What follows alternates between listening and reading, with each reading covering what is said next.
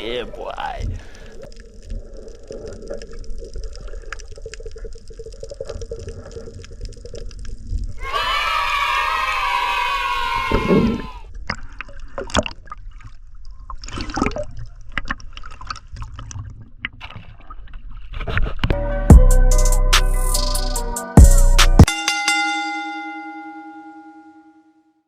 Isang mapagpalang umaga sa atin mga idol, no? Yeah, boy. At dito nga na punto mga idol, tara samahan nyo ako at kukuha tayo ng pangulam natin, alimasag. Tulad nga ng nakikita nyo ngayon mga idol, napakalinaw ng dagat at walang kagalaw-galaw. O ibig ko sabihin mga idol, walang kaalon-alon. Sinusulit ko pala yung paninisid ngayong gabi mga idol o ngayong linggo. Kasi nga naman mga idol, baka sa susunod na linggo ay bigla na namang mag-iba ang templo ng dagat. Kaya bali nag-solo dive lang pala ako kagabi mga idol. Kasi nga naman mga idol, yung kasama kong naninisid busy sa trabaho tapos medyo pagod daw sila. Medyo hindi pa pala ganun kalalaki mga idol yung mga nakukuha nating lambay kasi nga naman mga idol hindi pa talaga nila season ngayon. Estimated ko mga idol no, nasa 2 to 3 months pa bago lumabas yung kulay orange o soft corals na tinatawag namin dito. Pero gawa nga ng medyo malinaw ng dagat mga idol kaya yun medyo sumisisi na din kami para minsan-minsan. Pagsisid ko nga dito sa unahan mga idol nakakita ko na isang umang o sa English pa mga idol hermit crab. Nakikita ko sa ibang mga vlogger mga idol sa mga binablog nila kinakain nila yan. Pero dito sa amin mga idol hindi ko pa natry kasi nga wala pa akong nakikita na kumakain yan dito sa personal. Kaya yun nga mga idol binidyohan ko na lang para maipakita sa inyo. Mga idol baka pwede naman makishare sa inyo, pwede pa-subscribe naman sa YouTube channel ko. Dito nga mga idol pagsisid ko ulit sa unahan nakakita ako ng dalawang lambay na naglalambingan. Sana all. At syempre andito ako para busitin sila. Abalahin ko muna mga idol yung paglalambingan nila, pinutol ko muna.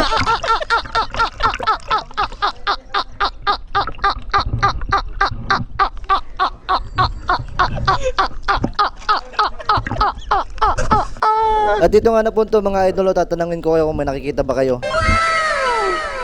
Wow naman! Wow! Wow! Ayun o mga idol, akala niya hindi ko siya nakita pero kahit na nakatabon siya o nakatago siya sa ilalim ng buhangin, nakitang kita ko siya kasi nga naman mga idol napakalinaw ng tubig. Pero pag hawak ko sa kanya mga idol pinakawalan ko din siya, hindi ko muna sa kinuha mga idol kasi nga naman nagluluno siya o sa Tagalog pa mga idol napakalambot niya. At dito nga na punto mga idol pagsisid ko ulit nakakita ko na isang lambay na iisa na lang yung ipit. Yung ganyan mga idol, pag nakuhanan sila ng isang pang-ipit, kailangan pa ng medyo mahabang panahon para tumubo ulit yung pang-sipit nila. At kung bago ka pa lang dito sa channel ko mga idol, pwede papalo naman. At kung umabot ka sa punto ng video ko na ito mga idol, ibig sabihin gusto mo tong video na ginagawa ko, pwede pa like, share, comment naman ng mga video natin para mas lalo pa tayong ganahan na gumawa ng mga ganitong content. Pa-comment down na din mga idol kung tagasan kayo para malaman ko hanggang saan umabot ang video kong ito. Itong mga nakukuha ko palang crabs mga idol ay iniipon ko ito kasi nga malapit ng birthday sa mama ni Mrs. So syempre mga idol para hindi na tayo bumili kasi medyo may kamahalan din ang kilo nito nag-iipon na lang tayo gabi-gabi. Halos karamihan pala sa mga nakukuha kong lambay kagabi mga idol nakalublob o mga kalubog sa buhangin. Yeah, boy. Tulad na lang nito mga idol kung makikita nyo lang sa kanya mga idol mata niya lang yung nakalabas. Pag mga ganyan mga idol kailangan mo lang talagang titigan ng mabuti yung buhangin kasi nga naman mga idol napakagaling nilang magtago. Naalala ko nga dati mga idol nung bago pa ako naninisid o nung baguhan pa ako halos wala akong makuhang lambay. Halos yung mga nakukuha ko lang mga idol karamihan talaga dati kasag. Pero ngayon mga idol dahil nga nasanay na ako at alam ko na yung lugar hindi na ako kumukuha ng kasag mga idol kasi nga mga idol yung kasag napakasakit din nun manipit kahit maliit. Tulad nga ng sabi ko mga idol yung mga nakukuha naming alimasag ngayon o lambay hindi pa siya ganun kalaki, medyo maliliit pa talaga nga mga idol. Pero pwede na yan mga idol kapag naluto mo yan masarap din yan sa suka na maanghang. At ayun na naman mga idol pagsisid ko ulit dito sa unahan isa na namang lambay na nakalubog o nakalublob sa ilalim ng buhangin.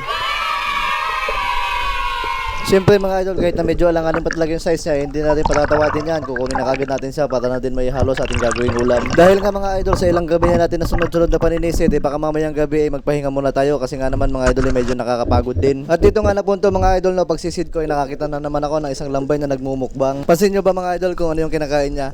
Ang kinakain pala ng lambay mga idol ganyan parehas niyan mga seaweed o mga damo o mga lumot sa dagat.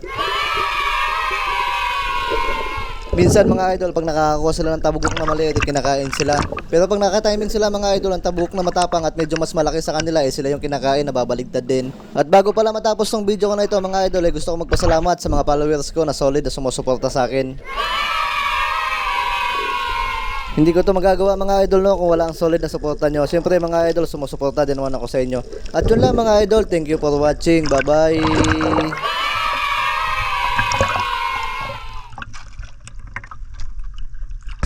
So yun mga idol lang, kauwi ko lang galing sumisid. So bali ito lang yung kuha natin ngayon no. Medyo mga kukunti lang talaga.